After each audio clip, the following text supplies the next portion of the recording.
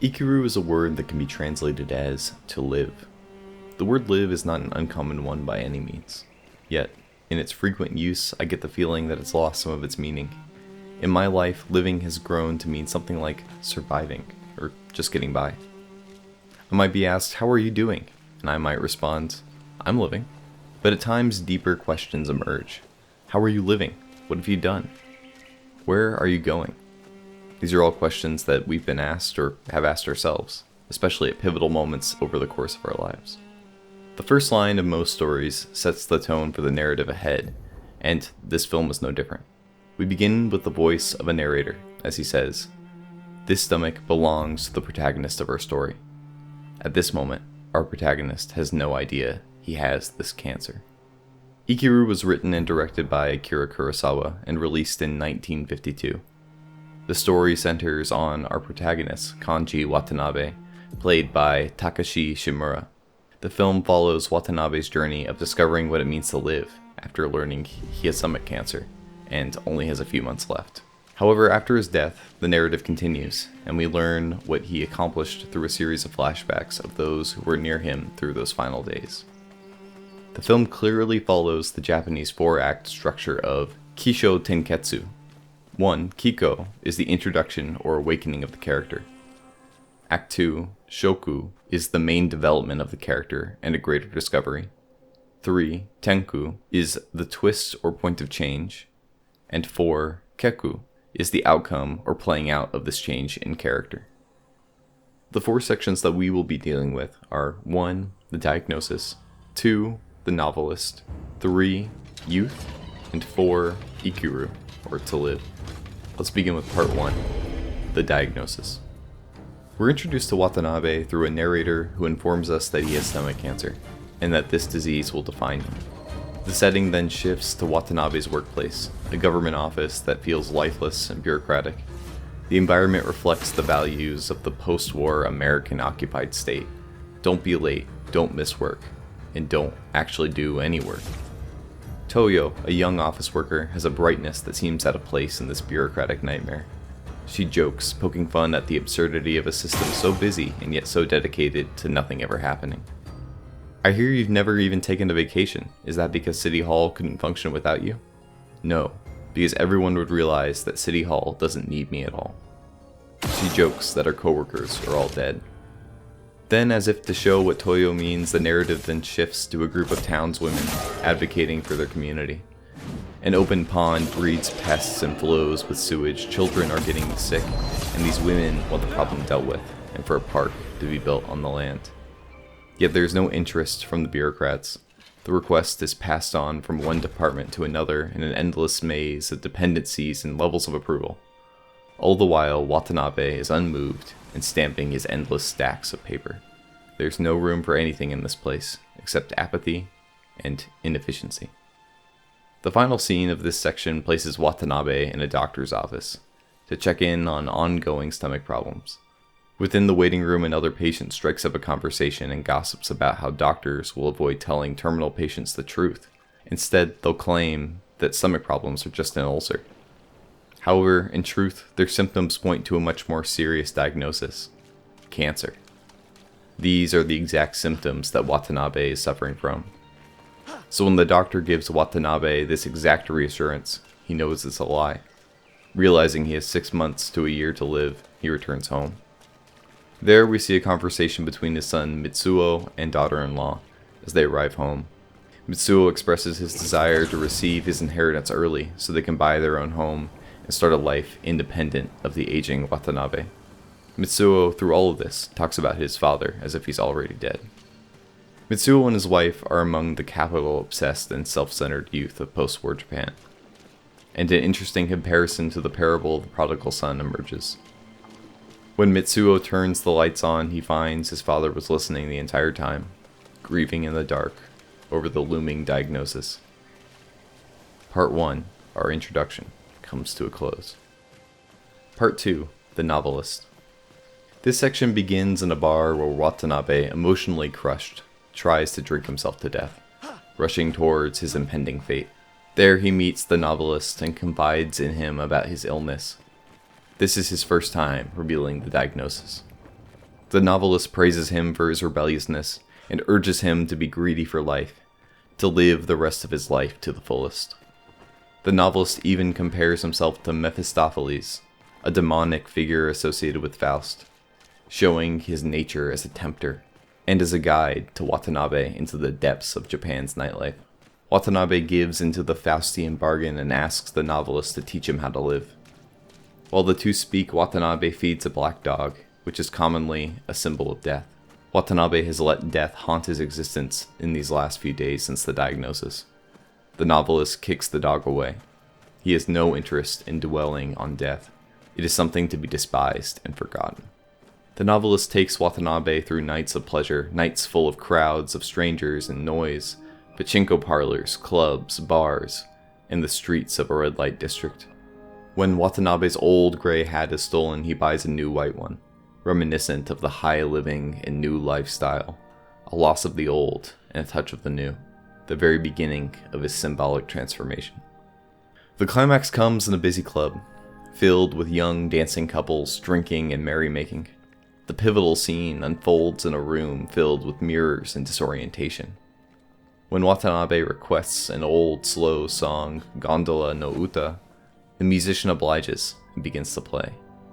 Couples gather in a slow dance on the floor, but the old and shaking voice of Watanabe breaks the spell, and his haunting rendition transforms the joyful atmosphere into one of discomfort. The once romantic lyrics take on new meaning when sung by a man who dreads his coming death. Life is brief. Fall in love, maidens, before the crimson bloom fades from your lips, before the tides of passion cool within you, for those of you who know no tomorrow. Then we are taken to a scene where Watanabe and the novelist are joined by two young women in a taxi ride. The mood is drawn low by Watanabe, and the two women try to cheer up the mood by singing a new song, but that doesn't last long. Watanabe is sick, and stops the taxi and quickly escapes into the sidewalk. The once enthusiastic novelist goes to see him, and is now shaken when he sees the grave site before him. He sees the fear of death in Watanabe's face after he vomits. Part 3. Youth. We re-encounter Toyo, who has left the office and needs Watanabe to sign her resignation papers, as she has finally found an escape from government work. Up until now, Watanabe's greatest accomplishment was never missing a day of work in 30 years, and now he's gone weeks without returning. Everyone can now tell something's different about Watanabe, but no one is quite sure what's caused this sudden change. Mitsuo, Watanabe's son, begins to suspect Watanabe is having an affair with Toyo and is spending his inheritance on her. Watanabe spends time with Toyo, taking her to many of the same places the novelist took him. The two enjoy pachinko and food at little cafes and amusement parks. During their time together, Toyo tells Watanabe that her nickname for him was the Mummy, a title he accepts. He admits to her he's been living as if dead for years. He's come to terms with that, but is desperate to know where to go from here now that his life is coming to a close. Eventually, Toyo grows tired of Watanabe and his constant amusements, and asks why he keeps seeking her company. He finally confesses that he has stomach cancer, and wanted to learn how to live by observing her youth. Toyo, unsure of what she has to offer, shares her own joy, making toy bunnies for children. It gives her a sense of connection and purpose. She tells him, "You need to make something." In her factory job, Toyo has found a way to make a difference, by bringing joy to the children who touch her work. Inspired, Watanabe returns to work with a newfound drive to build the park the women originally requested. He's filled with the drive to find meaning in his work and final days. Part 4. To live. Time skips forward and we're at Watanabe's wake. The mood is somber and respectful. The deputy mayor and other senior officials attend, as do Watanabe's son, daughter-in-law, and brother. Watanabe's colleagues are also present. It seems the park has been constructed. Journalists arrive to question the deputy mayor, suggesting that Watanabe died out of spite for his accomplishments being ignored. The mayor denies this, claiming the park was a team effort. He also confirms that Watanabe died of stomach cancer.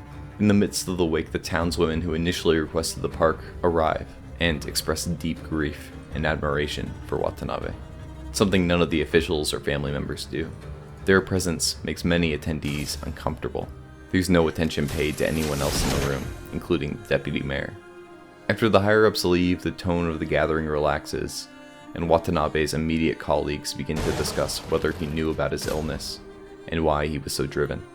Flashbacks reveal Watanabe's persistence, pressuring department heads for signatures, confronting the deputy mayor, and collapsing at the park site. One man notes that Watanabe worked tirelessly because it was the only thing keeping him alive. These scenes suggest that Watanabe did know he was dying.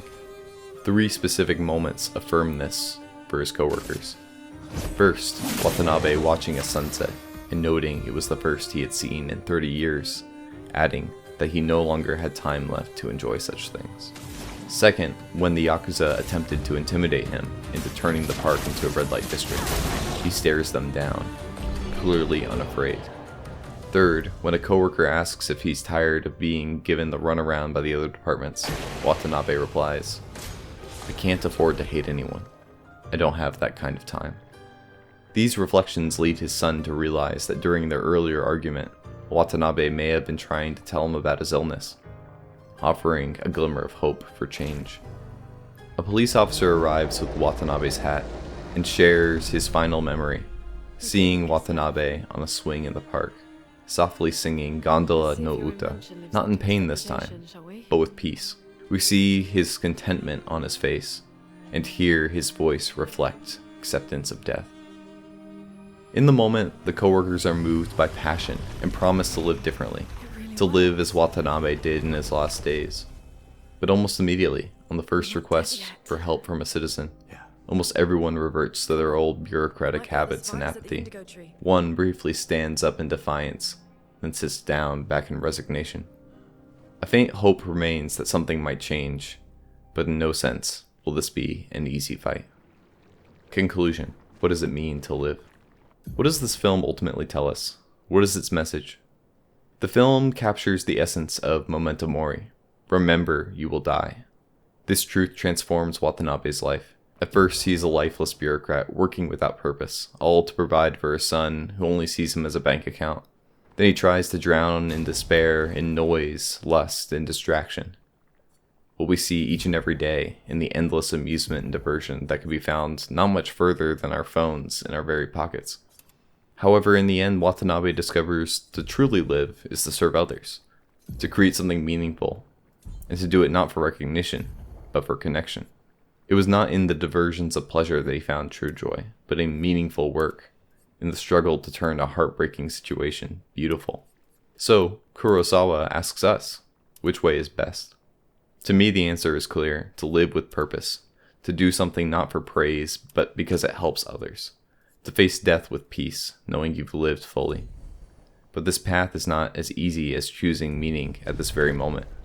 Just like the coworkers saw, it requires fortitude to push through and choose meaning every minute of every day.